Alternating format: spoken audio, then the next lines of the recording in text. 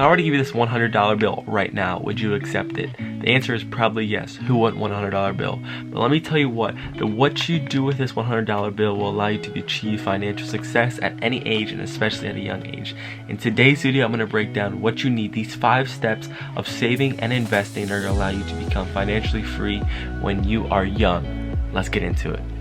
So my name is Peter Rogers. If we have not yet met, today we're going to be talking about money. What to do with your money at a young age is super important. We're going to talk about some things that society tells us to do with our money that is absolutely wrong. But we're going to talk about these 5 simple principles about saving money and how you can actually start saving at a young age and what to do with your money that can allow you for financial success in the future. It all starts at a young age. These principles have been implemented in my life. I see people misusing these principles. So I want to clarify and let you guys know that these 5 things are going to allow you to be effective. And first is that you need to save more money than you make. $100 bills sounds great, but what happens if you just spent that money after you earned it? That is not going to do you any good. And now with the society being a instant gratification culture, we want to buy things to impress people. We want to buy things to have stuff.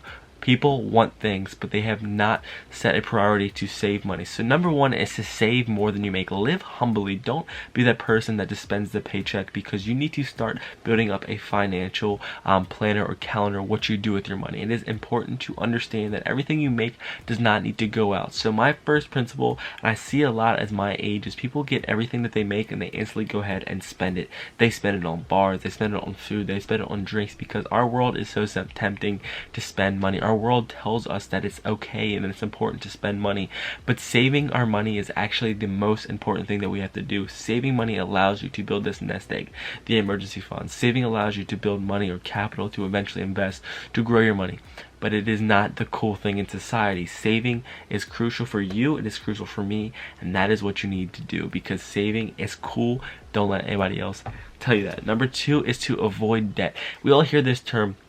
College is a great opportunity for you to get debt. It's good debt. But let me just tell you what, you read any financial advisor, you talk to anybody who knows anything about money, debt is usually not a good thing. So get that misconception out of your head. Try to avoid debt at all costs. Some people say, well, I'm just going to get a credit card because I want to build my credit up. There's multiple ways to establish credit without going through with opening up a credit card. A credit card leaves you with temptations, and the one thing you do not want to spend or want to do with your money is to spend other people's money on things you don't need or things that are just going to put you deeper in the hole. We see at a young age, my 20s, 30s, people are surrounded or just sitting in a hole of debt, thousands of dollars. Actually, our country is driven on debt. Debt is just a norm in society. But if you could please understand this principle, no matter how old, no matter how young you are, debt is never good. Yes, there might be a time when you could use some debt to accelerate our business, to allow yourself to grow. But I would say try to stick or avoid debt. There's simple things that I've done in my personal life that allow me to stay out of debt.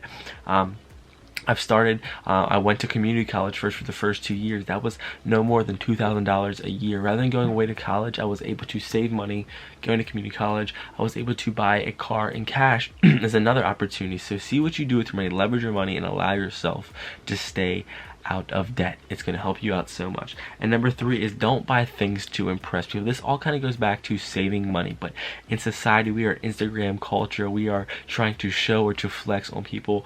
Money is not a vehicle to impress people. Money is an opportunity to build your wealth. So if you just understand that someone who has a lot of jewelry, someone that has a lot of things that they flex, does not mean that they are wealthy or not mean they are rich. A rich person is not someone who is wealthy. You are aiming to be wealthy. A wealthy person has it, a rich person shows it. Keep that in mind. So stay out of debt, and more importantly, don't buy things to impress people, because not only is it going to dive deeper into yourself, insecurity is going to put you in a hole and that you may never get out of. So stay out of debt, which kind of filters into don't buy things to impress people. It's the biggest thing that I could see in society. We all want to buy things to say, hey, we have this, we own this, we possess this item, look how cool I am, accept me for owning this item. But that stuff really does not matter. Have enough confidence in yourself, have enough self-esteem to not buy things, because you are saving, you are trying to focus on your financial career, and you know that every dollar you spend that's not going toward your financial goal is basically hindering your financial success and your financial performance in the future. So keep that in mind.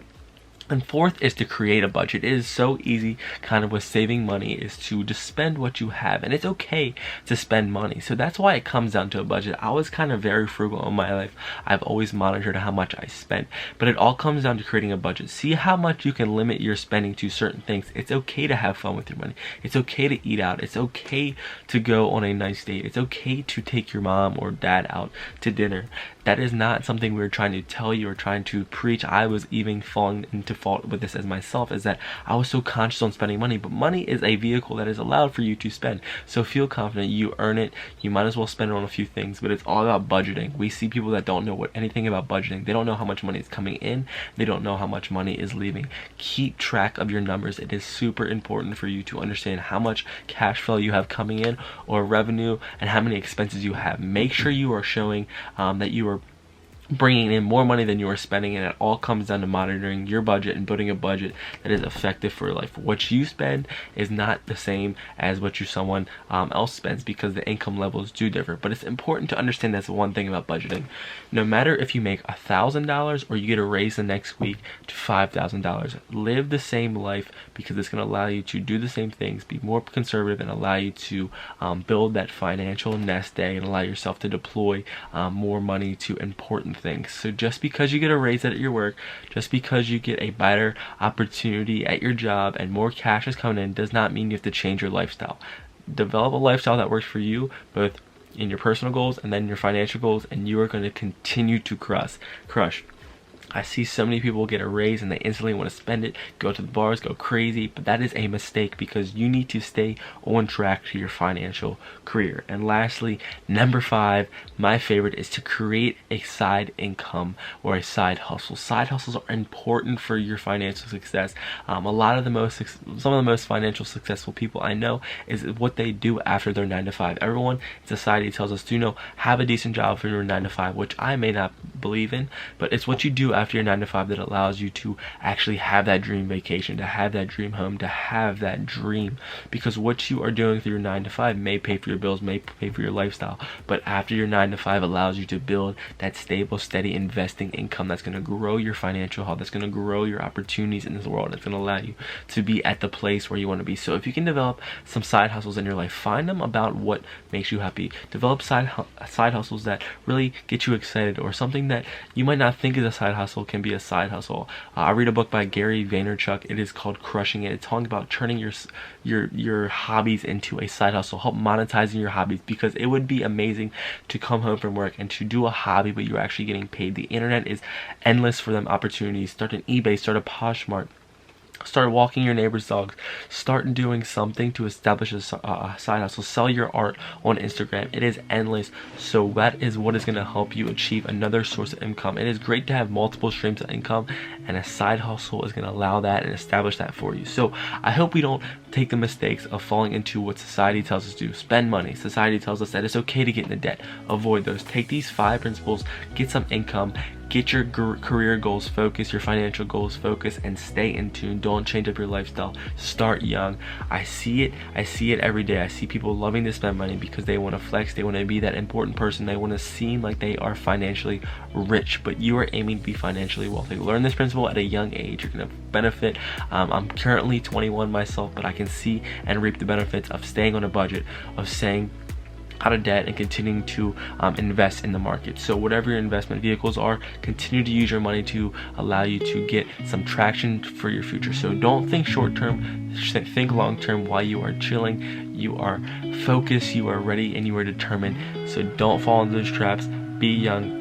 Remember these wise principles. They've continued to help me like crazy, and I wish everyone can get them through their head, through their heart, and through their pocket. So guys, have a great day. And remember, it's not how much you make, it's what you do with that $100 bill.